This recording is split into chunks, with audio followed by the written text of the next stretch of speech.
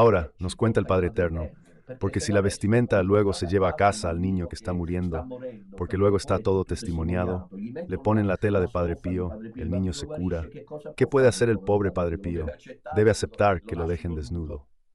Si no obtiene nada, no obtiene nada, pero si logra el milagro, la gente lo comenta. Mientras él camina, un sacerdote lo ve pasar de espaldas. No, no es de espaldas. Está ahí. Padre Pío pasa. Y mientras está pasando, este sacerdote, en mi libro está el nombre, dice así en su mente: Padre Pío, estoy comunicándome contigo. Quiero experimentar lo que tú sufres. Nadie creo que haya tenido nunca este coraje de decirlo así. Lo que habrá hecho este cura.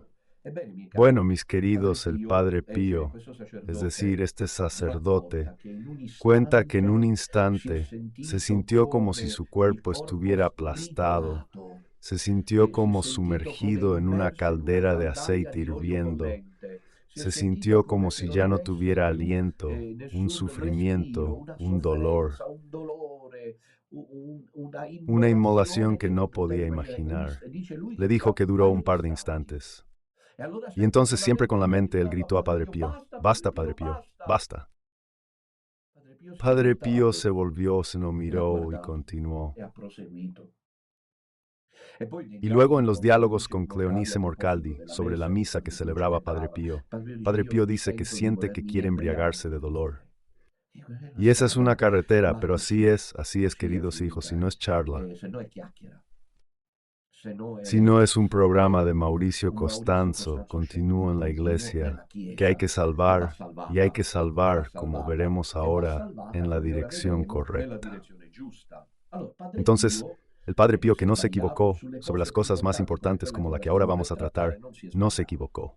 En 1960 ya es una fecha emblemática, porque como saben la menciono en mi libro Iglesia, ¿a dónde vas?, como oficial, la fecha del asalto final de Satanás a la iglesia. Entonces, entre otras cosas, fue el año en que la Virgen le dijo a Sor Lucía que se revelara, como si dijéramos, el tercer secreto de Fátima, que luego no se reveló más. Aquí entonces el Padre Pío, muy sufriente en ese año, le dice a un joven don Gabriele Amort: aquí estamos hablando de dos hombres santos, cada uno con su propio estilo y carisma, pero estamos hablando del Padre Gabriele Amort, que no puede ser sospechado de inventar estas cosas. Cuenta Padre Amort que Padre Pío, se los resumo porque el tiempo pasa rápido, aún no he dicho lo más importante.